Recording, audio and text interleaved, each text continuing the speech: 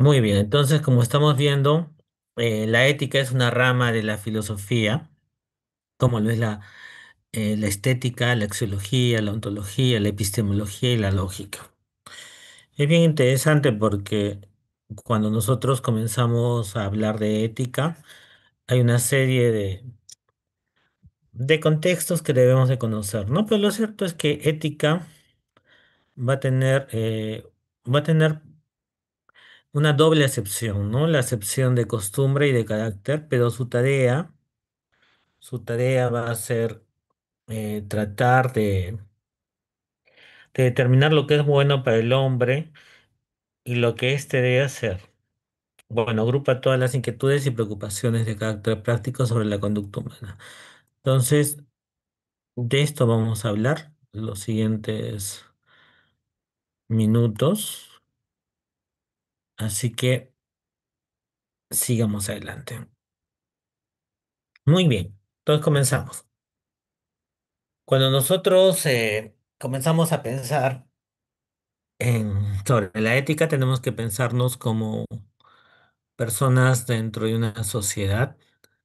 Y ahí está con esa mirada sonriente, ese hombre con un sombrerito en la parte de abajo, inferior izquierda, que ven, que el cursor lo está viendo. Se llama Ortega y Gasset, famoso filósofo español, que nos dice que yo soy yo y mis circunstancias, y si no la salvo a ella, no me salvo yo. Y ese hombre quizás se imagina a cualquier persona como este hombre que viaja por una calle céntrica de Lima y se hace una pregunta, y al hacerse una pregunta, dice, ¿qué es lo bueno, no? ¿Qué es actuar bien? ¿Qué es el mal? En algún momento cada uno de nosotros nos hemos hecho esa pregunta, y a veces no es tan sencilla de contestarla, pero difícilmente la vamos a poder contestar si no nos pensamos como dentro de una sociedad. Entonces, aparece la figura de este sabio alemán, Jürgen Habermas, quien va a comenzar a bosquejarnos los primeros matices, ¿no? La ética se ocupa del valor del bien, dice, su naturaleza y su relación con los otros valores. Se ocupa de la fundamentación de las normas morales que rigen nuestras acciones tanto en forma individual como en la sociedad. Bueno, si nosotros comenzamos a analizar sus orígenes, nos vamos a dar cuenta que la ética viene del griego y significa de ese vocablo llamado ethos. Pero ethos, para que ustedes tengan una idea, en esa época de nuestra Atenas lejana, significaba morada o el lugar donde uno habita. Por lo tanto, tenía esta doble acepción, ¿no? El lugar donde uno habita, morada o estancia también, ¿no? Y cómo jalamos todavía esta palabra hasta nuestras épocas, tanto que cuando vamos a hacer el sedum y estamos yendo a vacunar, por ejemplo, y no encontramos a los familiares, nos dicen, está en su estancia. Bueno, así lo entendían los griegos, los atenienses. Sin embargo, aparece la figura de este sabio estagirita, Aristóteles, que lo resignifica y lo cambia a lo que habita dentro de uno. Y cuando nos ponemos a pensar qué habita pues dentro de uno, ¿no? Quizás es ese algo que nosotros podemos tratar de inferir por gestos, ¿no? Como estar sorprendido, alegre, tenso, irritable. El modo de ser, ¿no? Aristóteles se fija más del interior que el exterior, como en ese momento era la preocupación sobre todo de los filósofos presocráticos. Sin embargo, para él eso era lo más importante. Por lo tanto, él se refería al carácter, a ese carácter que tiene que ver con cómo nosotros nos manejamos por dentro, ¿no? Entonces él decía que el ethos, que tiene que ver con el modo de ser y costumbres, se va formando en base al hábito y que los hábitos no son otras cosas que se repiten constantemente. Esto lo va a hacer partícipe de su corriente ética, que es la ética de las virtudes. Por lo tanto, él decía que se puede formar el etos, podemos formarnos, ¿no? Éticamente hablando, hay una influencia externa como las manos de esta alfarera en la máscara, sobre las personas en nosotros para actuar de manera correcta. Entonces, ahí nosotros vemos que este sabio Estagirita nos va a hablar sobre el etos como esos hábitos que se van repitiendo y que van formando la conducta, y es esa conducta la que tiene que ver con ese valor de ser bueno o no serlo. Entonces, cuando él escribe su libro Ética a Nicómaco, él nos va a hablar de las virtudes y de los vicios, y si han tenido oportunidad de leerlo, pues una de las cosas más interesantes que tiene este librito es que nos habla sobre lo que es el justo medio, ¿no? Y el justo medio siempre va a ser como la virtud, ¿no? Que está en el extremo entre ser un avesado versus una persona cobarde, en el justo medio, con esa persona temeraria que no mide el peligro, que se expone imprudentemente, y con aquel que evade cualquier responsabilidad por miedo, vergüenza, lo que sea, está el valiente, ¿no?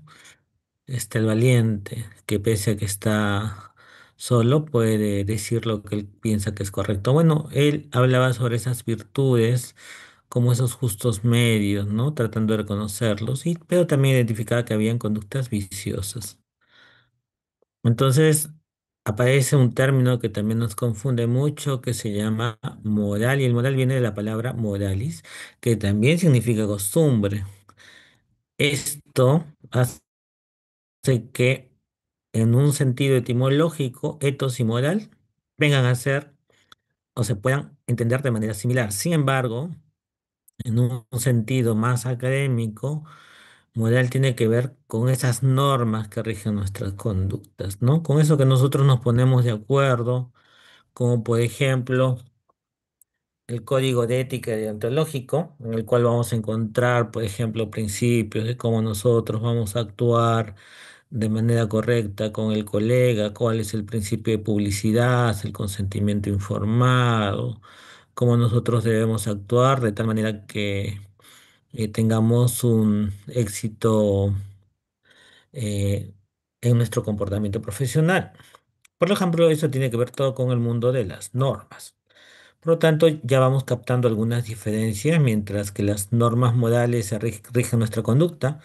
Por ejemplo, cuando ustedes se vuelvan médicos, tienen que hacer el juramento hipocrático, y luego, para que se colegien, tienen que sacar su registro del colegio médico, y van a tener que cumplir por compromiso las normas del código de ética, ¿no? Entonces hay normas que rigen nuestra conducta. Esa es una mirada desde la moral, ¿no? Y justamente esa es la razón por la cual la ética aparece y comienza a pensar, a reflexionar, ¿no? Y dice, oye, está correcto lo que nosotros hemos acordado, ¿no? Es correcto eso. Por lo tanto, es una disciplina que trata de establecer sobre qué se fundamentan las normas morales. Por ejemplo, ¿no? El día de ayer, perdón, en el órgano de ética, poníamos a pensar, ¿no? A nosotros nos exigen la constancia de habilidad, pero ¿qué significa no tener la constancia de habilidad? ¿Significa que nosotros dejamos de ser médicos? Una constancia de habilidad puede ser sinónimo de no realizar la práctica de la medicina. Entonces, la ética va a pensar, va a reflexionar, va a analizar, ¿no? Lo que nosotros consideramos como correcto o incorrecto.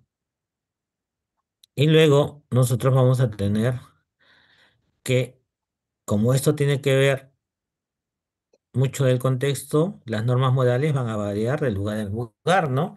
Seguramente en un mundo occidental como nosotros, que es un mundo con influencia occidental, va a ser diferente en relación al mundo oriental, al mundo africano, al mundo oceánico, ¿no?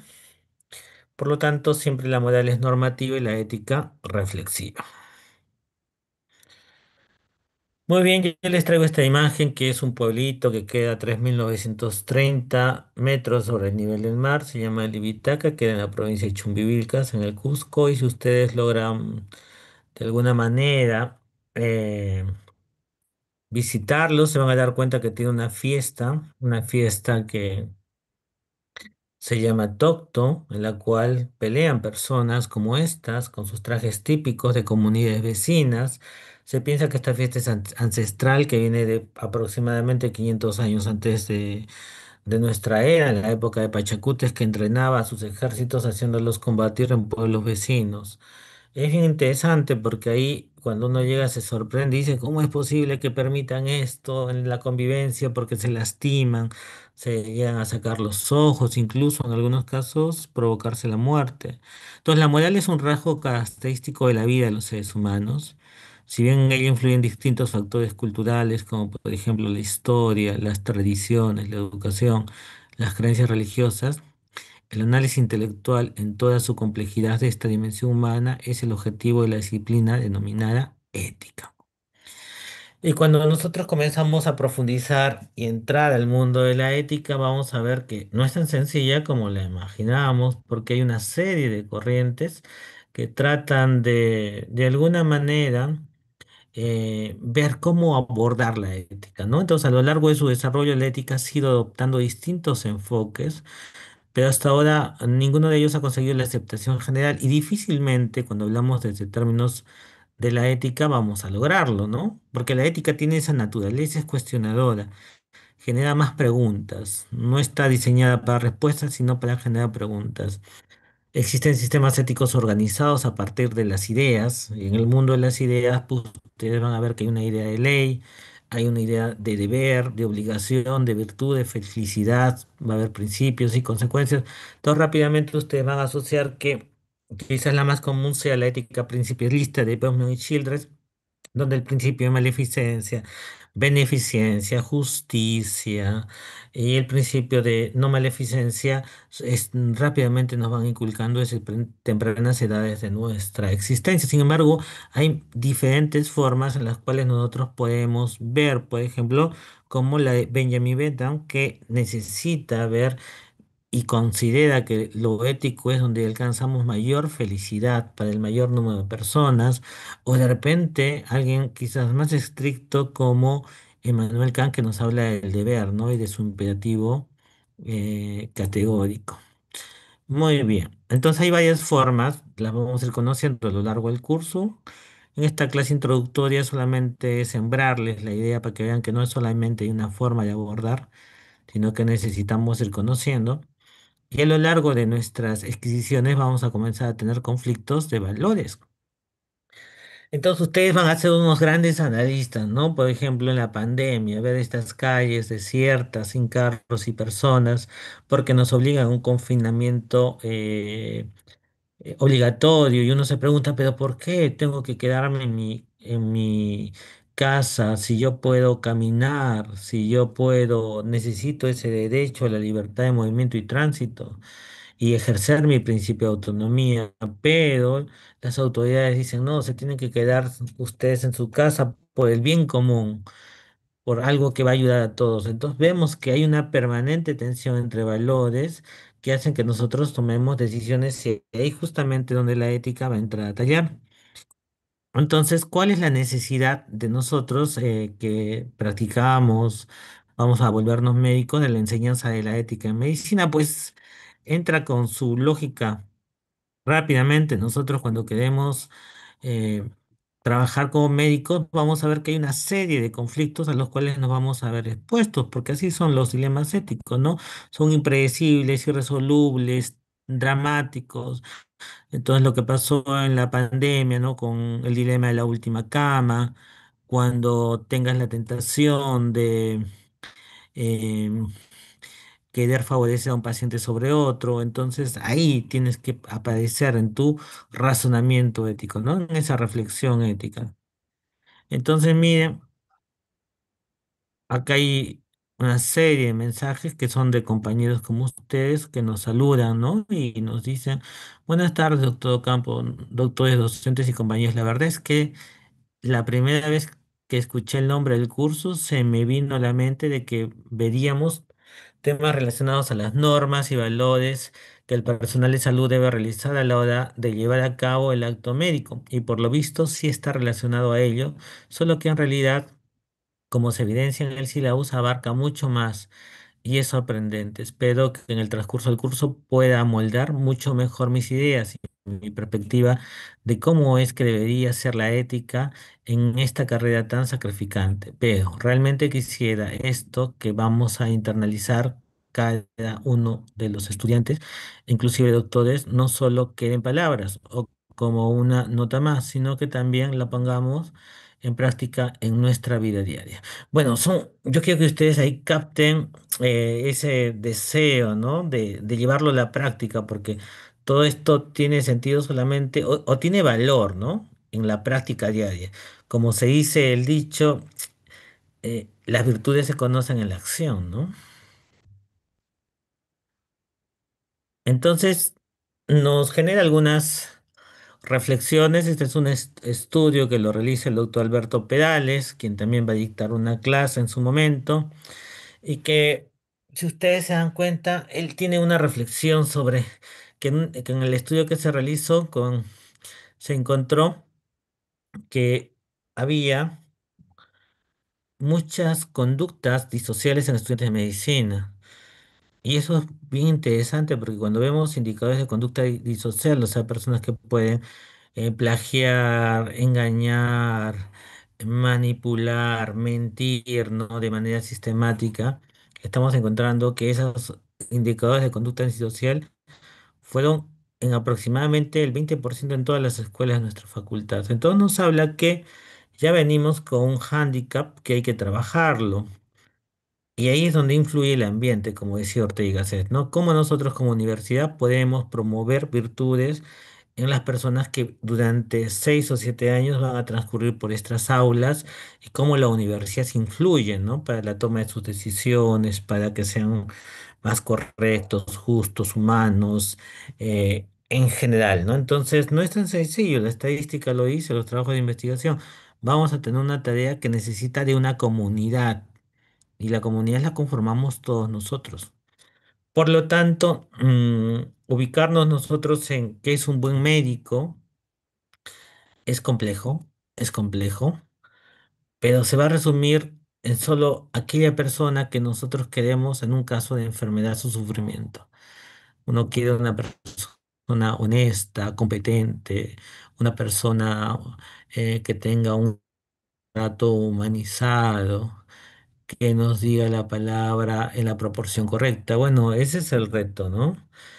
Sin embargo, también hay que reconocer que es algo que tenemos que formarnos día a día porque el profesionalismo no nace, sino hay que impulsarlo, hay que de alguna manera insistir.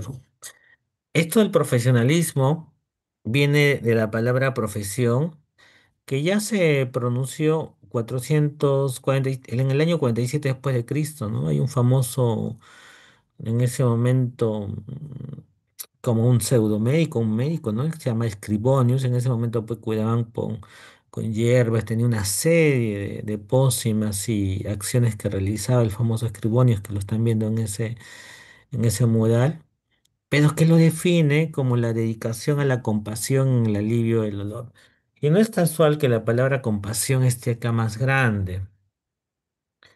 Esa dedicación a la compasión en el alivio del sufrimiento tiene que ver con que justamente nosotros como médicos que vamos a tratar con el sufrimiento, porque nadie viene hacia con un médico si no sufre, ¿no?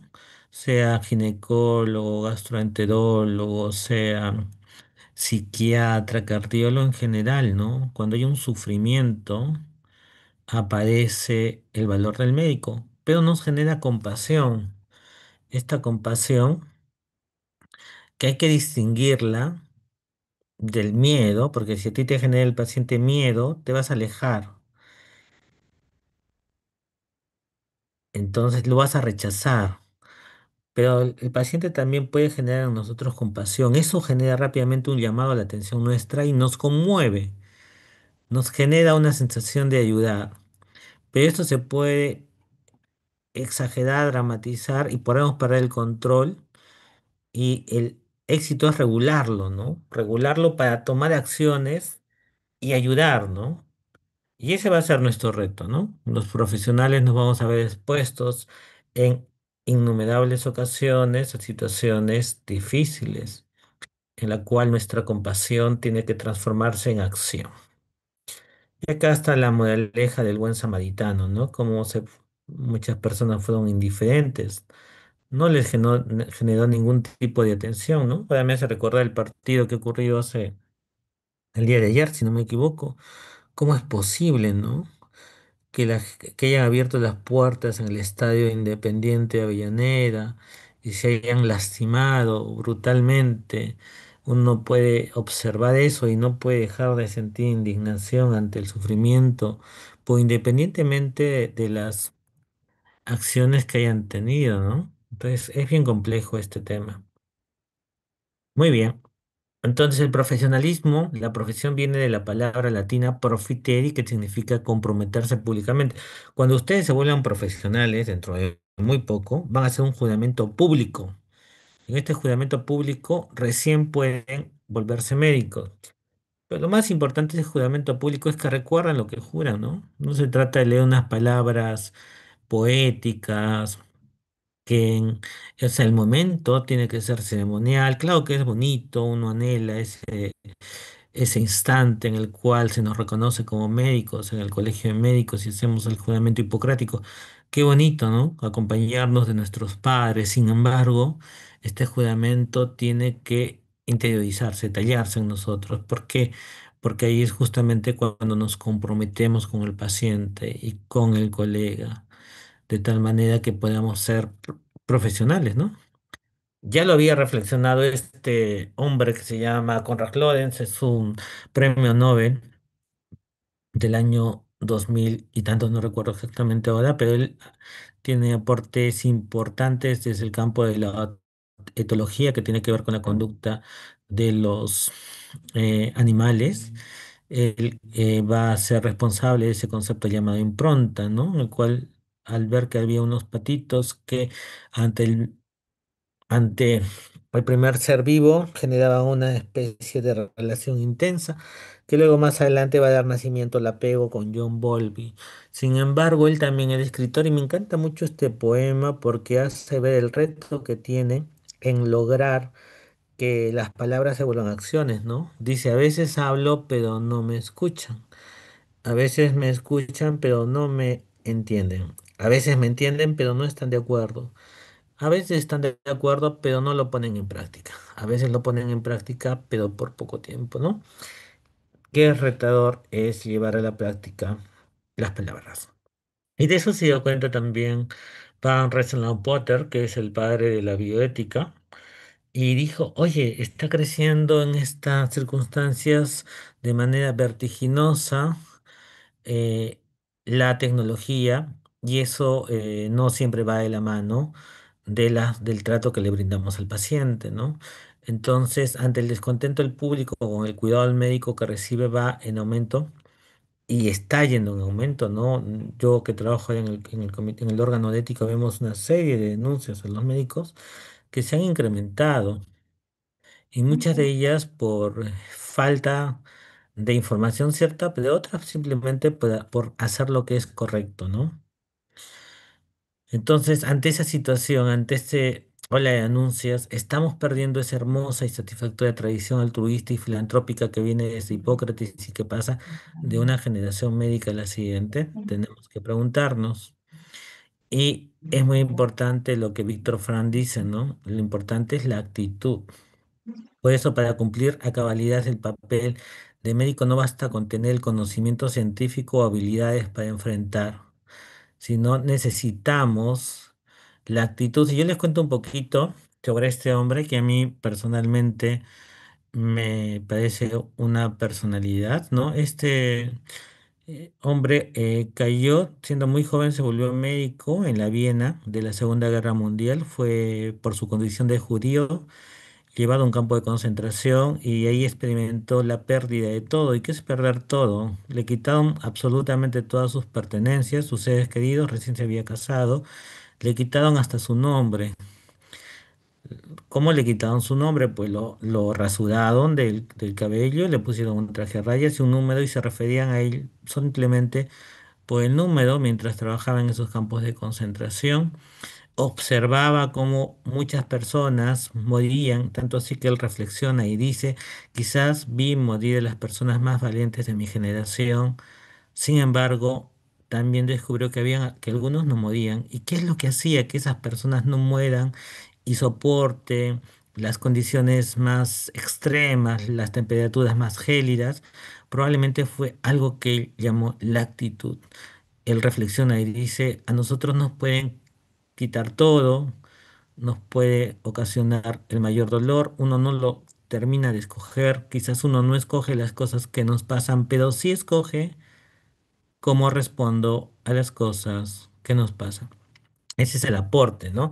Entonces nosotros como médicos también tenemos que trabajar nuestra actitud y nuestra actitud se va a debilitar cuando trabajamos cansados, cuando tenemos problemas familiares, cuando tenemos problemas económicos y quizás vamos a comenzar a tener una conducta que genere mucho problema con nuestros pacientes. Entonces hay que cuidar nuestra actitud, como lo descubrió Víctor Frank, ¿no? Cuidar nuestra actitud significa darnos nuestros tiempos, espacios, momentos para hacer todo aquello que nos va a dar sentido existencial. Justamente ese sentido existencial es la rama psicoterapéutica, que él creo que fue la logoterapia.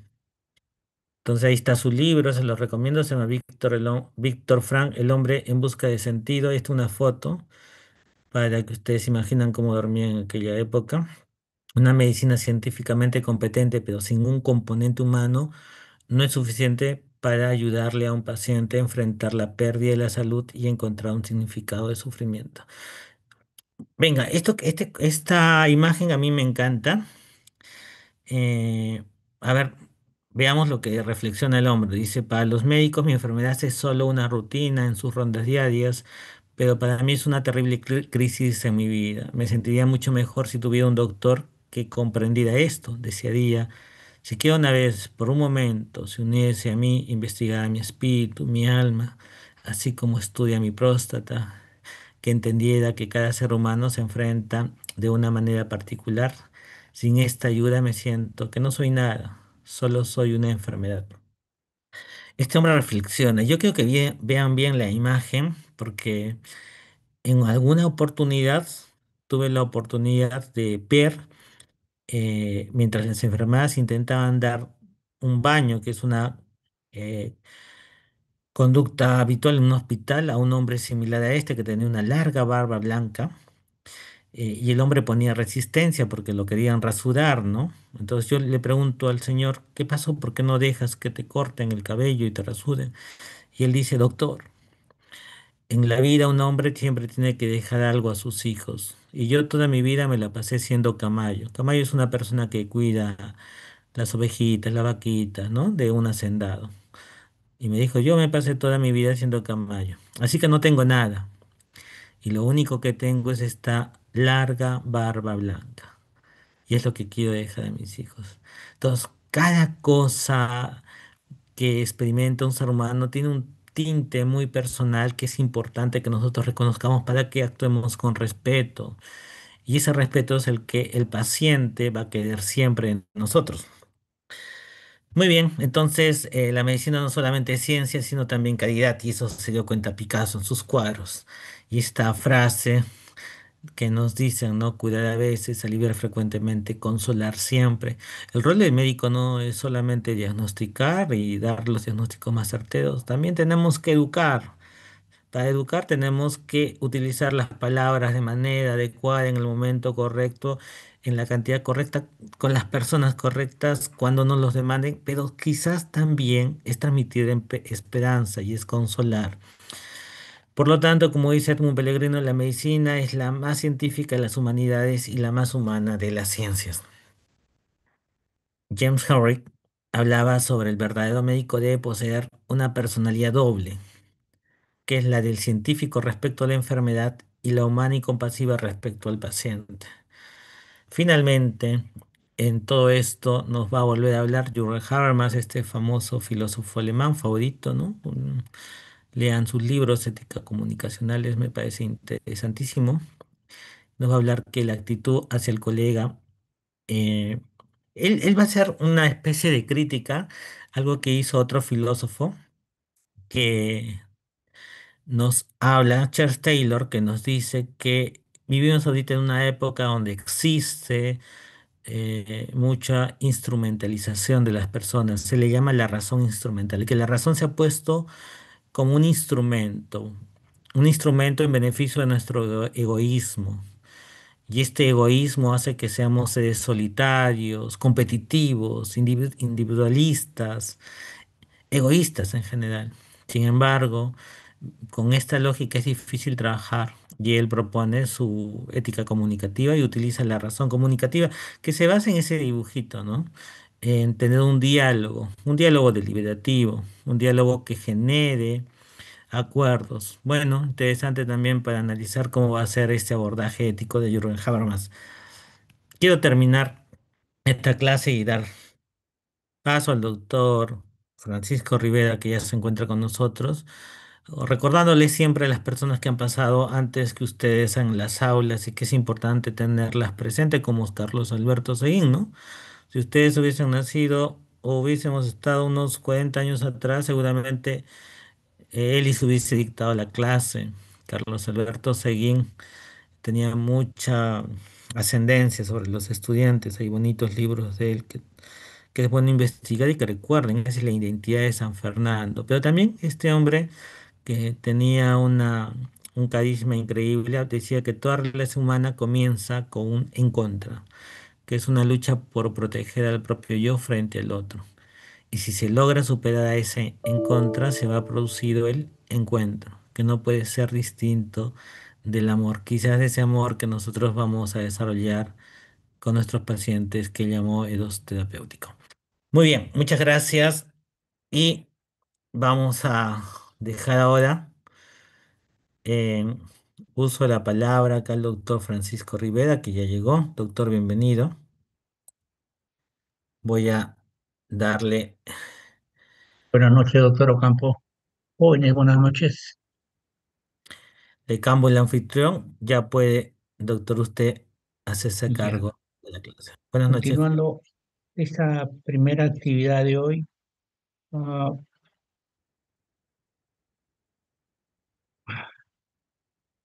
ya, voy a,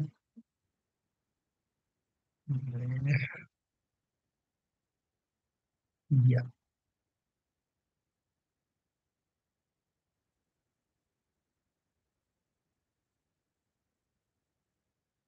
voy a hablar de la ética a priorística, es la deontología, que sigue las pautas de Manuel Kant, ¿no? Y de la bioética, ¿no?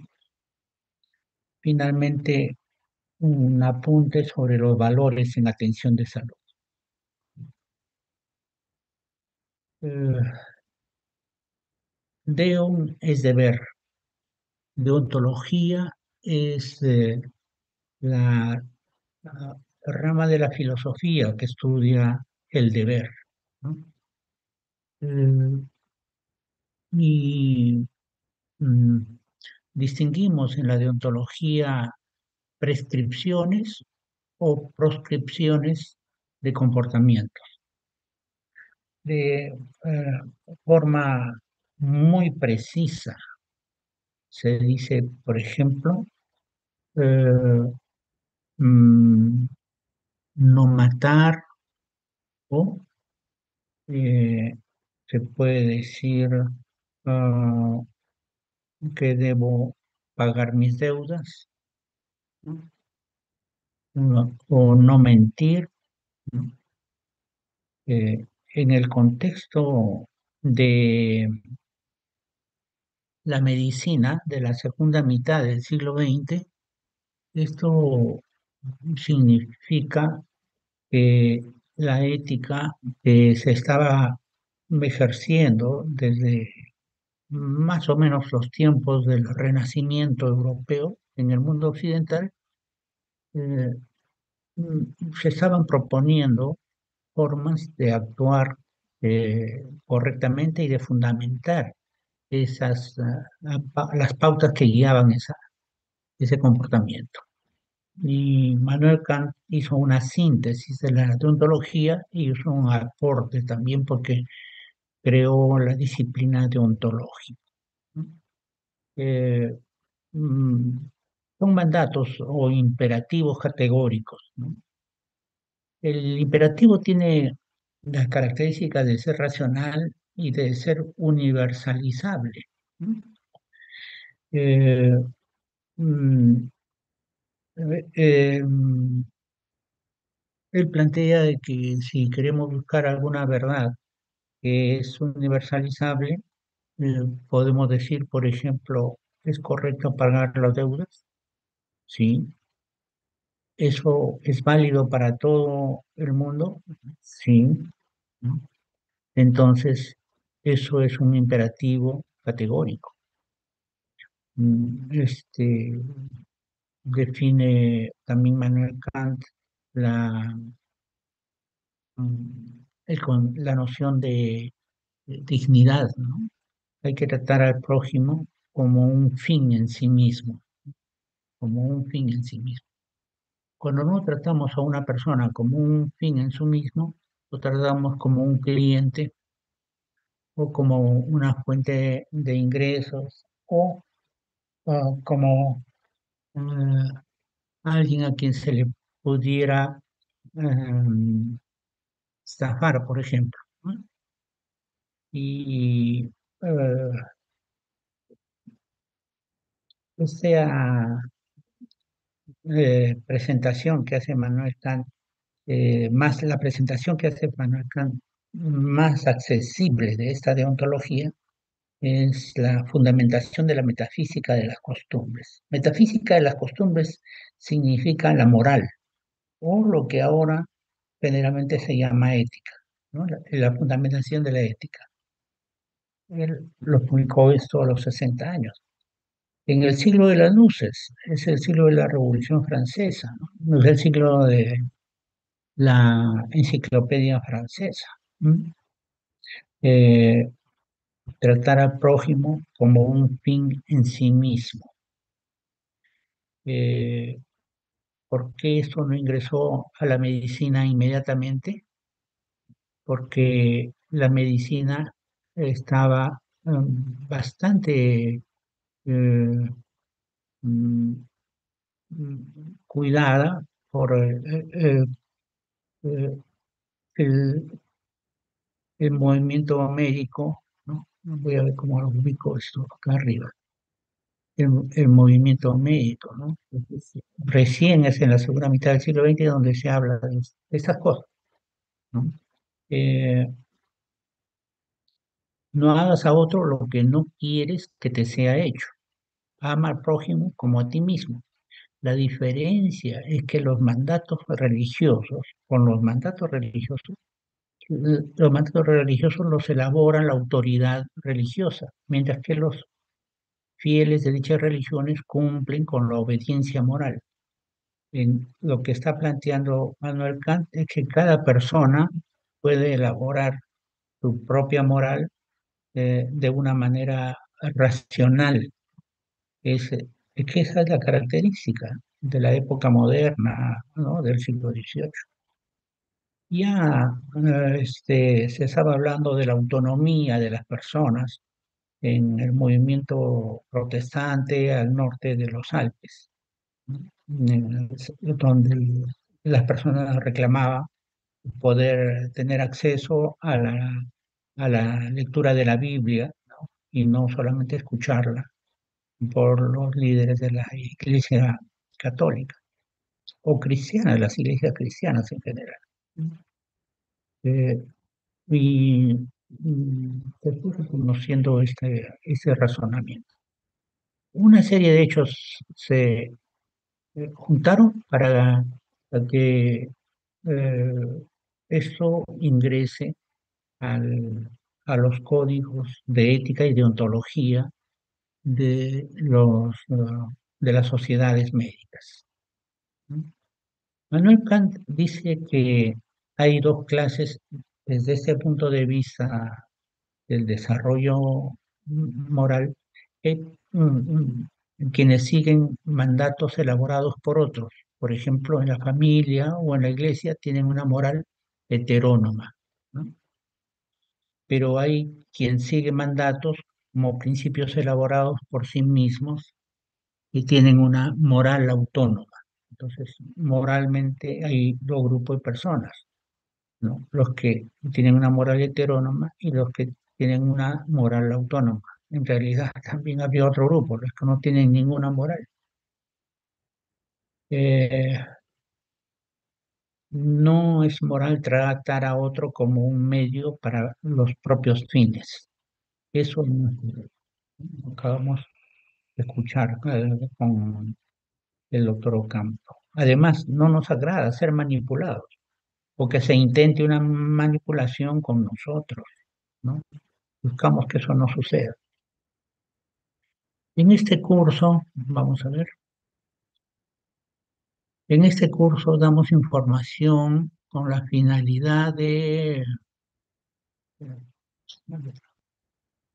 que los estudiantes, con su propio razonamiento, eh, mm, elaboren pautas que argumenten a favor de su comportamiento o a favor del cambio de su comportamiento.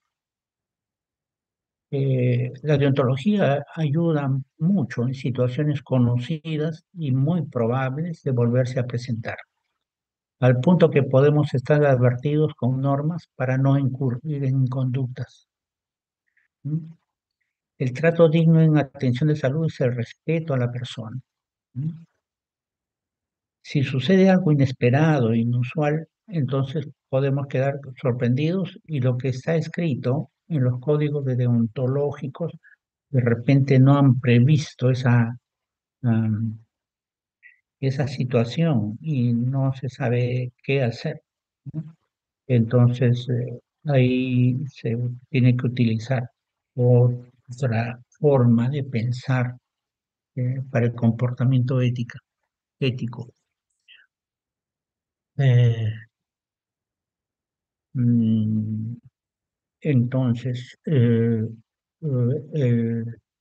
razonamiento moral sigue las pautas que se han elaborado o que quizá podrían elaborarse inmediatamente, pero el razonamiento moral no deontológico eh, es el que se utiliza o debe utilizarse para situaciones en las que no se han pensado de manera cabal y mm, es posible utilizar este tipo de razonamiento riguroso. Aristóteles llama a este razonamiento riguroso frónesis, ¿no? Esta frónesis es posible hacerlo. Esto es la parte más esencial de la metafísica de las, bueno, y de las costumbres, pero también es parte del el razonamiento, es parte de la ética en Aristóteles. Pero en Aristóteles la situación no está resuelta todavía, entonces hay un razonamiento moral. Lo que buscamos es que las personas sean razonables. Entonces, podríamos elaborar un código con 500 o un poco más de páginas con definiciones precisas de lo que se debe y no se debe hacer. Pero se puede hacer un código con muchas menos páginas, mucho menos contenido y más bien confiar en el razonamiento propio del alumno, del estudiante. Ustedes, por ejemplo, ¿no? Con el razonamiento. ¿Y con qué base? Utilizando los principios de la bioética, que son los principios de la ética planteados por eh, dos personajes de la historia médica, un filósofo y un pediatra, que elaboraron eh, mm, la el informe Belmont, ¿no? Luego de buscar alguna forma de evitar que se cometan abusos contra personas que están incluidas en programas de investigación. Bicham y Childress. Y a esto le voy a dedicar un poco más de tiempo, ¿no? Los principios éticos para el diálogo, ¿no?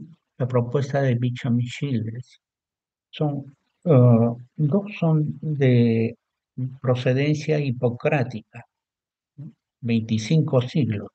El principio de beneficencia, del cual se desglosa después el principio de no maleficencia.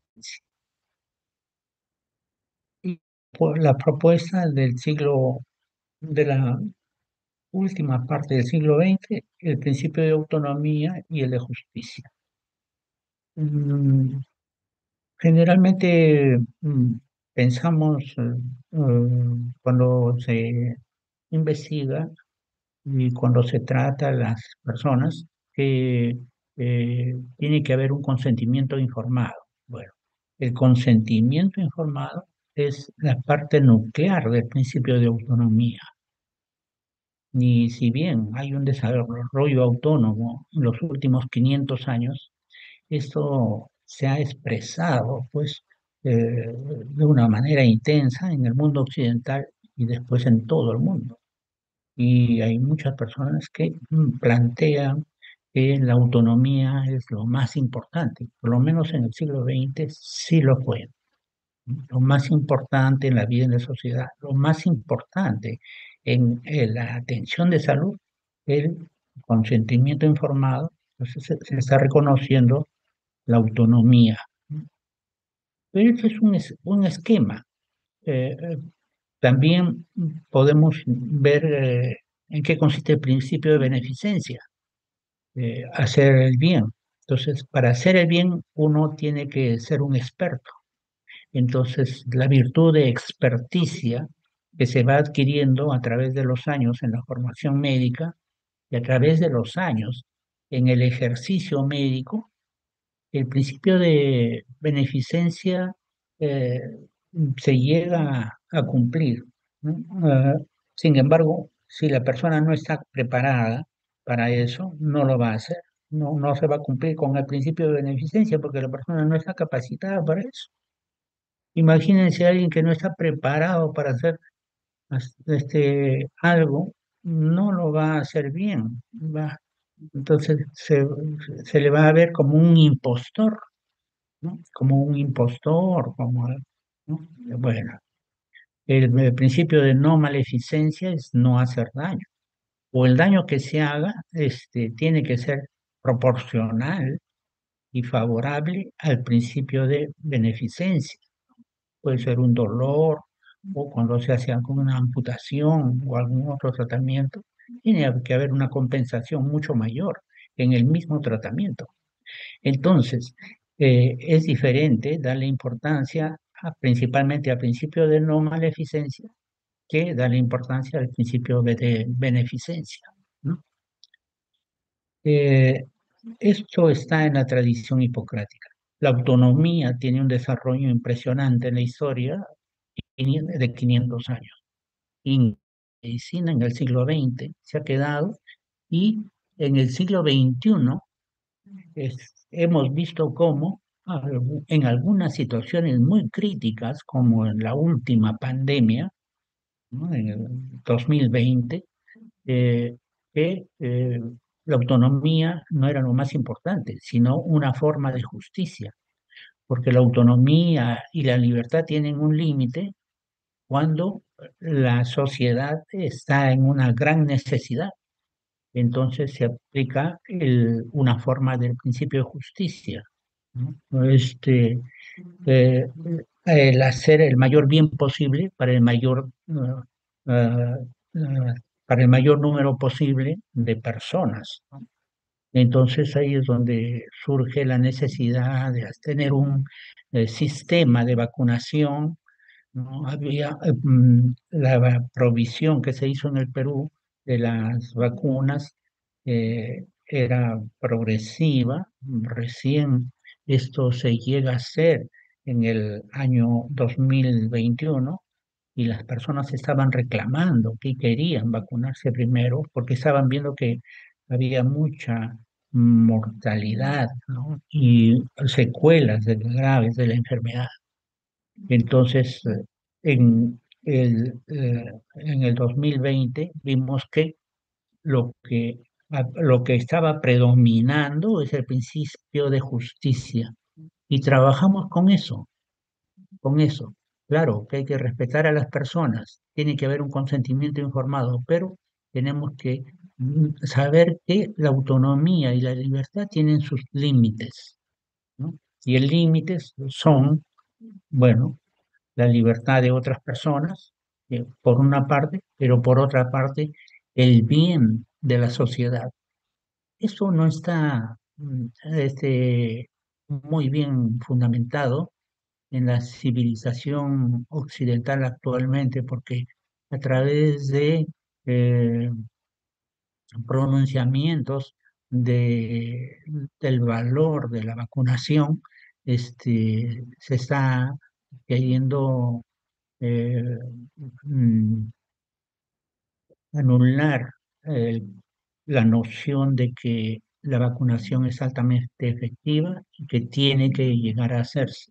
Y más bien hay quienes dicen, defendiendo su autonomía, es que no quieren vacunarse. ¿Y qué resultados va dando eso? Que este, sociedades donde ya el sarampión estaba erradicado vuelven a tener sarampión. ¿Y qué riesgo puede tener en una nueva pandemia? Es que personas que defienden y con gobiernos no tengan una comprensión de la medicina científica, entonces la autonomía va a impedir que se haga justicia. Eso no está bien.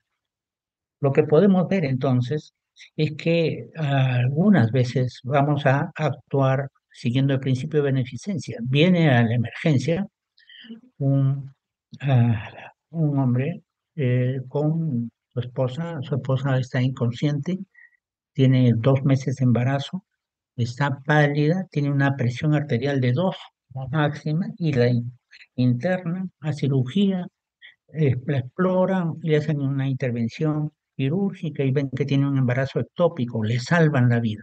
No ha habido tiempo para preguntarle y fundamentar, ¿no? Si quiere operarse o no, ¿no? No ha habido consentimiento informado.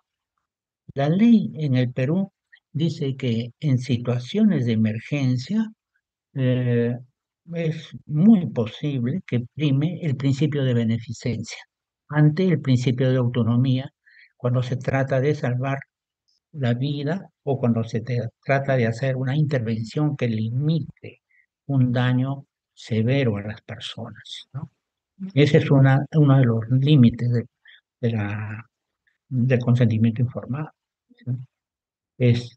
Otras veces hay que ser muy prudente. Entonces, el principio de no maleficencia. Imagínense que alguien que está de guardia en una clínica y es el único médico que está, y lo invitan a una fiesta a las 2 de la mañana, sale por un par de horas y cuando regresa le informan que uno de sus dos pacientes que estaba muy delicado murió. Eso no, no puede encontrar justificación, ¿no? Entonces, eso, claro, es un aprendizaje. De todas maneras, se puede decir, bueno, aprende él, aprenden los colegas que han estado cerca de él, todos los que nos enteramos de lo que pasó, aprendemos, ¿no? Pero no debió de pasar, no debió de pasar. Tiene que saberse guiar por estos 4 principios, ¿no? Y aunque no es, no es necesario seguir el principio de no maleficencia siempre. Hay momentos en los que hay que ser prudente, hay que ser prudente. Y muchas veces, pues, para ser un buen médico uno tiene que ser experto, ejercer la experticia, ¿no? Y la autonomía y la justicia, ¿no? Esto es algo diferente a lo que plantea Manuel Kant. Manuel Kant plantea una deontología son y los imperativos categóricos y los códigos de ética y de ontología de las sociedades médicas tienen una parte deontológica, pero también tienen una parte que es ética en general o bioética, que puede ser bastante bien argumentada, bastante bien fundamentada, eh, con el uso del razonamiento, utilizando estos principios como instrumentos. Entonces, que no hay un orden, no tienen un orden específico, sino que en cada situación hay que ver qué es lo que se necesita, ¿no? Es- cuáles de estos principios eh, son los que habría que seguir, ¿no? La medicina es un campo de acción, la ética es un capítulo de la filosofía, la deontología es una parte filosófica, pero también hay una parte médica, también es el estudio de los deberes para cumplir en el ámbito médico y también en el ámbito filosófico. Y la bioética es una disciplina moderna, creada en 1970 por Van Rensselaer Potter, eh, un químico que estaba bastante relacionado con investigaciones sobre cáncer, ¿no? Planteaba Potter que eh, mm, habría que tender un puente entre las ciencias y las humanidades, ¿no? Que las ciencias y las humanidades están yendo por diferentes caminos. 1970. Ahora lo vemos bien, ¿no? Las ciencias van por un lado y las humanidades van por otro lado, pero podemos crear un puente para poder desempeñarnos en ambos espacios, ¿no? Eso hace la bioética. Y la bioética tiene un campo pues, de intervención en la medicina. Ustedes ven en el gráfico que de manera especial la deontología no es bioética, porque la deontología recurre a la obediencia moral, ¿no? Y la bioética recurre al razonamiento moral. Es diferente la obediencia moral que el razonamiento moral. Pero también aquí vemos que la bioética se aplica en otros campos, ¿no? Claro, porque la bioética hace un movimiento a favor del cuidado de los ecosistemas, presta mucha atención a la diversidad cultural ah, en todo el mundo, ¿no? En nuestro país, pues tenemos una diversidad cultural grande, grande, ¿no? Y entonces hay activistas bioéticos fuera del ámbito de la medicina, pero muy próximos también, son muy próximos. Y hacen planteamientos razonables, ¿no? En realidad, si nosotros tenemos acceso a documentos razonables de la bioética, ¿no? Ese pensamiento razonable nos va a estimular a actuar de la misma manera. No buscamos que los profesionales médicos sean y los estudiantes sean racionales, ¿no? Sino razonables. Hay una gran diferencia, ¿no? Las matemáticas son racionales, la lógica es racional, pero el ser humano no es racional, es razonable, ¿no? Bueno, en algunos momentos podemos ser racionales cuando estamos hablando de matemáticas, ¿no?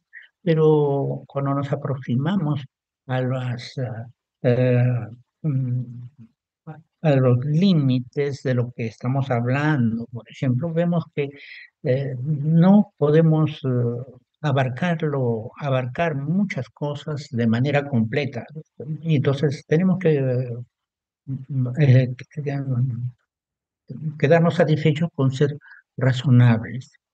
Y el ser razonable favorece un diálogo, siempre es una comunicación, ¿no? En las juntas médicas, ustedes probablemente hayan visto ya que eh, un equipo médico opta por un tratamiento, ¿no? En una ronda y 2 semanas después el mismo equipo médico dice que como el tratamiento no ha funcionado como querían, van a tomar otra opción que en la primera oportunidad se descartó. Eso es ser razonable, tener la flexibilidad para cambiar, ¿no? Pero eso tiene que quedar bien argumentado, bien argumentado.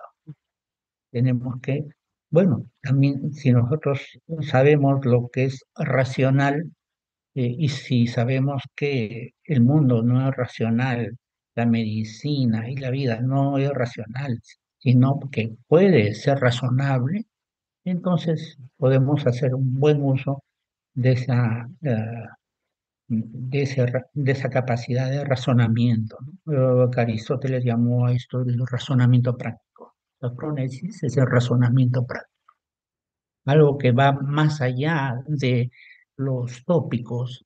Los tópicos aristotélicos eran el conocimiento de la época, ¿no? Que se podía expresar como, por ejemplo, consejos, ¿no? Al que, o, al- este, eh, mm, se dice, por ejemplo, eh, mm, si quieres hacer algo efectivo, hazlo lo más pronto posible, pero ese es un consejo, nada más, ¿no? Tenemos que ver si eso realmente funciona. Son consejos, ¿no?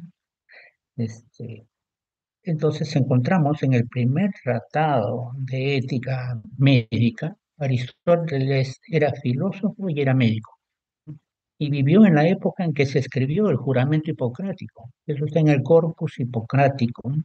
Del siglo III antes de Cristo. ¿No?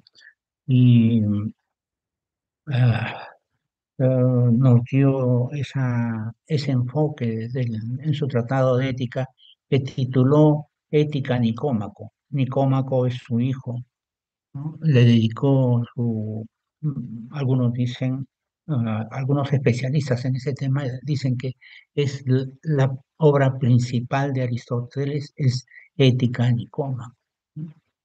En realidad es la ética de las virtudes también, ¿no? También se le conoce así. Bueno, aquí está este esquema y la deliberación como razonamiento moral es la contraparte de la obediencia moral, que es la deontología, ¿no? Los autores son Bicham y Childre los que lo plantearon, este, y su origen este, y sus principios están aquí, ¿no? Hay una medicina paternalista que es Hipocrates y sus principios es no maleficencia, ¿no? Primero, no hacer daño y beneficencia, ¿no? Y hay una medicina autonomista, es contemporánea, respeta la autonomía de las personas y ve que se haga lo justo en poblaciones, cuando se hace una atención a las personas. Eh, Este planteamiento de incluir la justicia lo hicieron un equipo distinguido de profesionales, médicos, filósofos, que en Estados Unidos querían eh, que se regule la investigación con seres humanos y ponen lo justo. Y en el informe Belmont se puede leer, ¿no? También hay que al hablar del principio de justicia se dice que en las investigaciones médicas los beneficios, ¿no? Así como los riesgos tienen que ser proporcionales. Lo que es gravemente equivocado es que los beneficiarios sean unos y los que pagan y a quienes se someten en todos los riesgos sean otros, ¿no? ¿Cómo es que para distinguir la hepatitis A, B y C se estudian a grupos de menores con síndrome de Down, ¿no? ¿Quiénes se van a beneficiar? Claro, ah, principalmente las poblaciones, otras poblaciones y las poblaciones que van a venir en el futuro. Eso está equivocado, ¿no? Porque el riesgo sobre beneficio tiene que ser razonable, ¿no? Y lo que es justo es darle a cada quien lo que le corresponde. Esto de la justicia es algo bastante complejo, pero estoy dando algunas ideas, ¿no?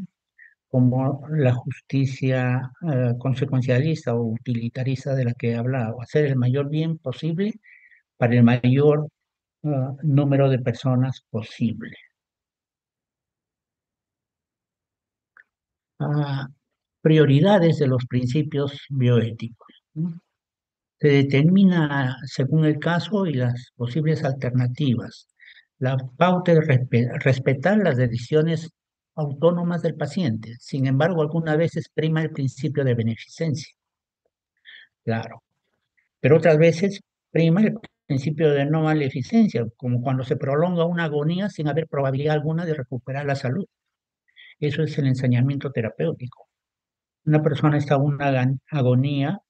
El caso es terminal, progresivo, está sufriendo mucho y no se le va a poder mejorar la calidad de vida, ¿no? Entonces, lo que se puede hacer es aplicar los cuidados paliativos para que el paciente tenga la menor cantidad posible de molestias y de repente estar con sus familiares, porque nadie quiere morir solo en un hospital aislado con varios tubos, ¿no?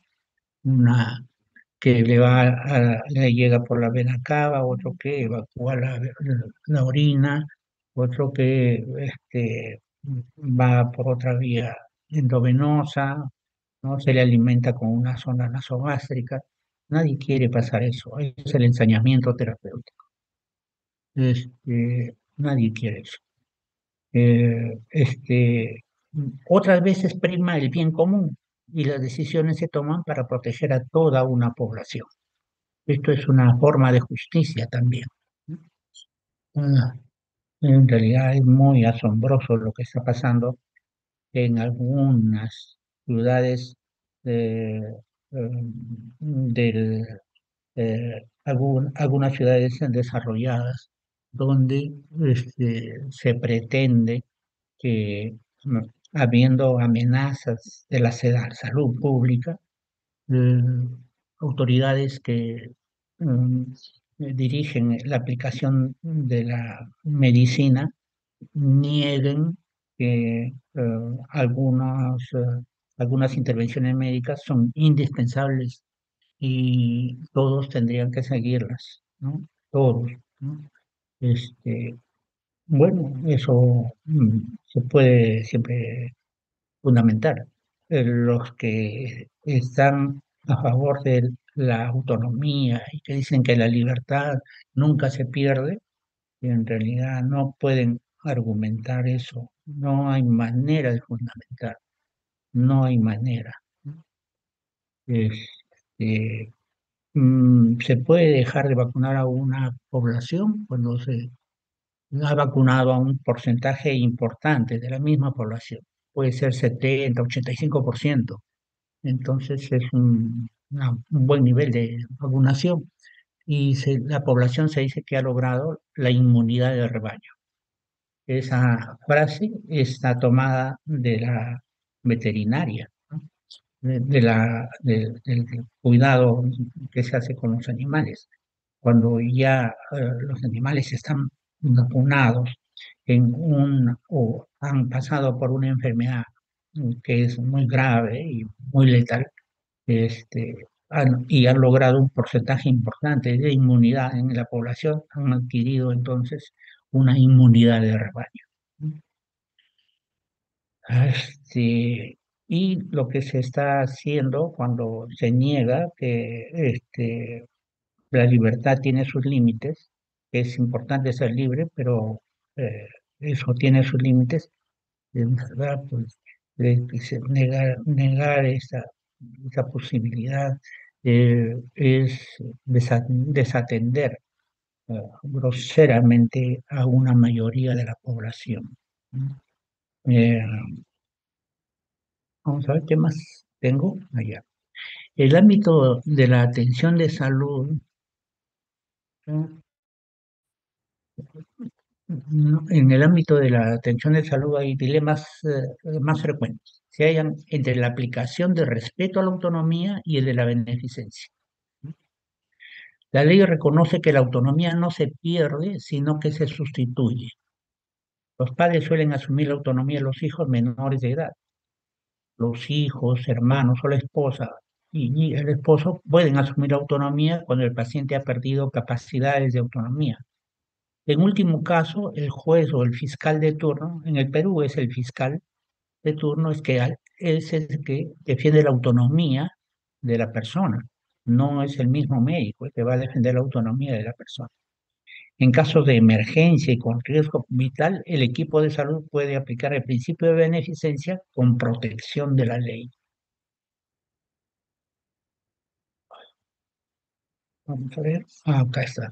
Errores éticos desde la perspectiva bioética.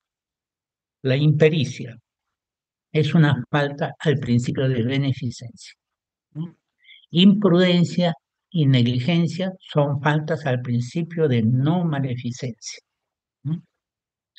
Ah, bueno, sin embargo, el uso de negligencia que se hace en los medios de difusión masiva y a veces este, en el ámbito médico también, a toda falta ética se le llama negligencia, ¿no? No, pero si queremos hablar de manera más cuidadosa, la negligencia sería solamente la falta al principio de no maleficencia. Bueno, pero llegamos a entendernos, ¿no? Ah, los movimientos sociales defienden los derechos del paciente. ¿Sí? Han consolidado el respeto a la autonomía, 1970. ¿Sí? Y el aspecto central, como dije, es el consentimiento informado. Ah, eh, 1970. Las asociaciones de pacientes consolidan que se acepte en Estados Unidos de América que no se haga ningún tratamiento, salvo excepciones, si no hay consentimiento informado. ¿Mm? Y ahí se ha pasado del paternalismo al respeto a la autonomía en el siglo XX. Reconocemos que son 500 años, desde el siglo XVI, ¿no? La civilización occidental fundamentaba con una insistencia antes no mostrada el derecho a la autonomía. ¿No? Y desde la pandemia, las intervenciones solidarias y altruistas se apoyan en el bien común, un aspecto de justicia, aunque las fake news, o sea, las falsas noticias desalientan el razonamiento moral, ¿no? Eh, Empezar, pues las falsas noticias nos pueden engañar bastante y engañan mucho a la población menos preparada, ¿no? La gente que no quiere usar su razonamiento no va a poder cómo manejar eso. Eh, bueno, hay que estar al tanto de eso. Eh, un caso especial es el del juez Murphy. Lo uso algunas veces, lo he presentado el año pasado también.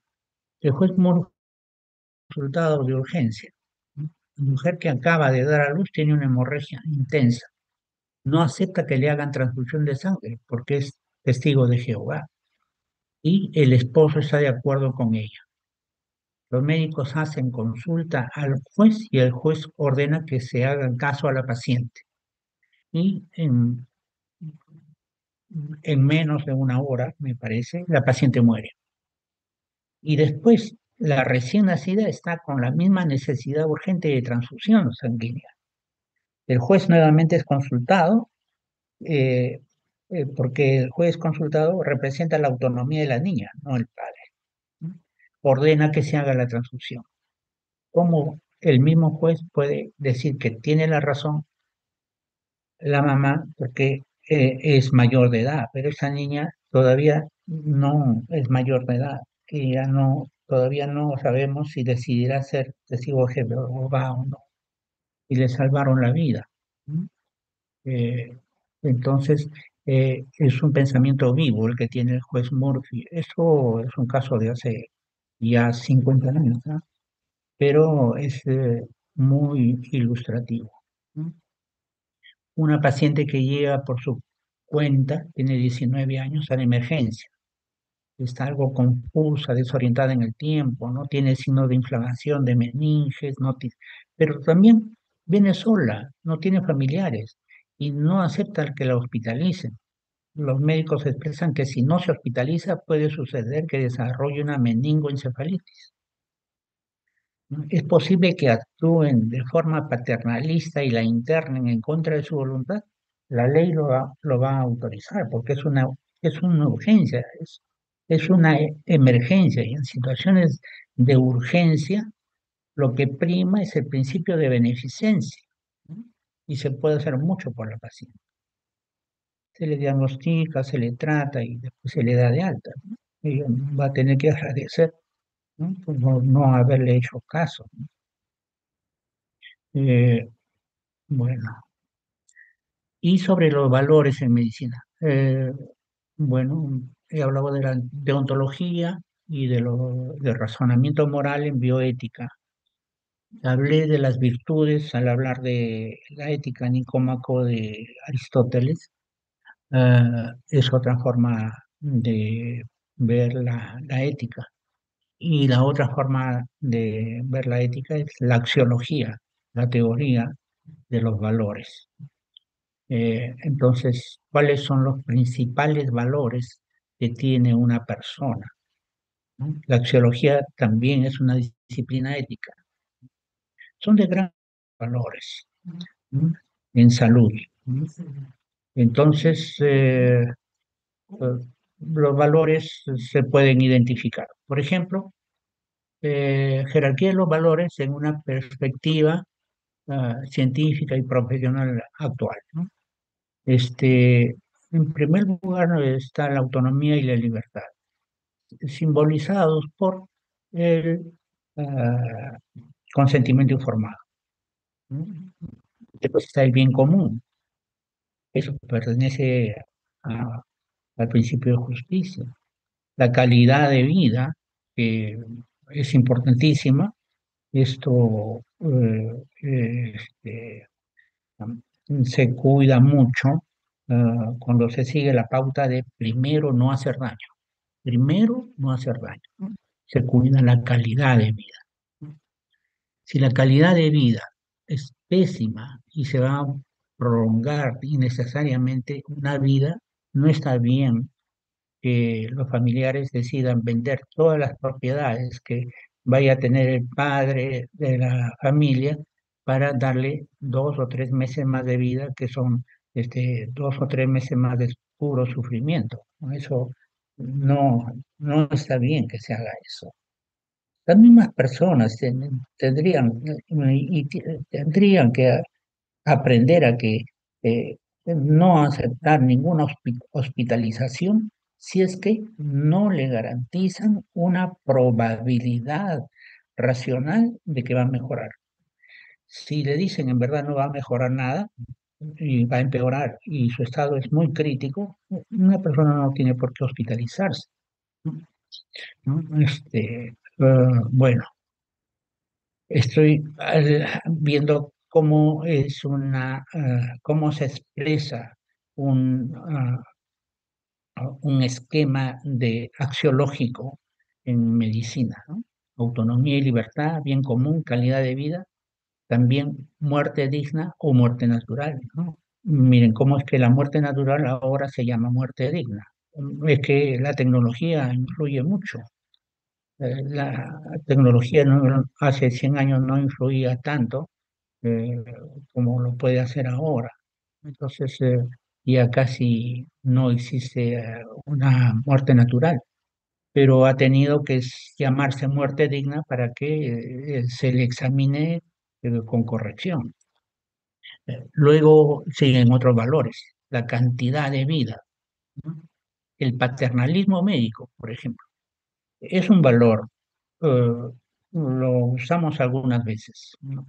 Pero no siempre, ¿no? Y la obediencia del paciente, que en el pasado era una virtud, ahora ya no es una virtud, ¿no? No queremos que los pacientes sean obedientes. Queremos que los pacientes sean racionales, que tengan información, que sepan lo que buscan, ¿no? Que no se dejen llevar por lo que dicen otras personas, que piensen, que practiquen su razonamiento. Eso es algo difícil, ¿no? Si nosotros queremos tener una inmunidad de rebaño en una serie de enfermedades infectocontagiosas, este, no lo vamos a lograr si la obediencia del paciente es el primer valor, ¿no? Es el paciente bien documentado, el paciente que practica y bastante razonable. Es el que va a mover esa cualidad para que se respeten sus principales valores, ¿no? Ha cambiado pues la época hipocrática, duró 2500 años, y la época de los principios de la bioética actual están en cerca de eh, 25, 55 años, ¿no? Más o menos. Este, eh, y se está trabajando en esto. Mm, De esta manera he llegado al final, ¿no? ¿No? Estoy llegando al final de esta presentación. Problemas que hay con la tecnología actual, la pérdida de la diversidad, descontrol en las redes sociales, la deshumanización en salud, el afán de lucro, ¿no? La sobrevaloración de la imagen personal ante el público, la confusión entre los límites de la libertad individual.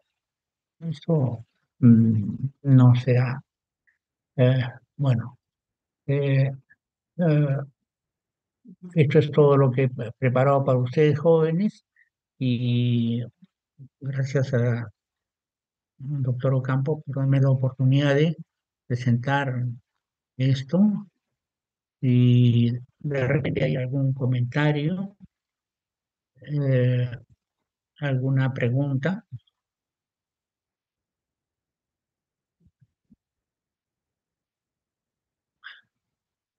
Bien, bueno, si es que no hay preguntas, nos vamos a quedar aquí, ¿ya? Y con mi grupo hemos quedado en vernos el martes, ¿ya? Eh, Buenas noches, hasta luego. Buenas noches, doctor. Hasta luego. Buenas noches, doctor.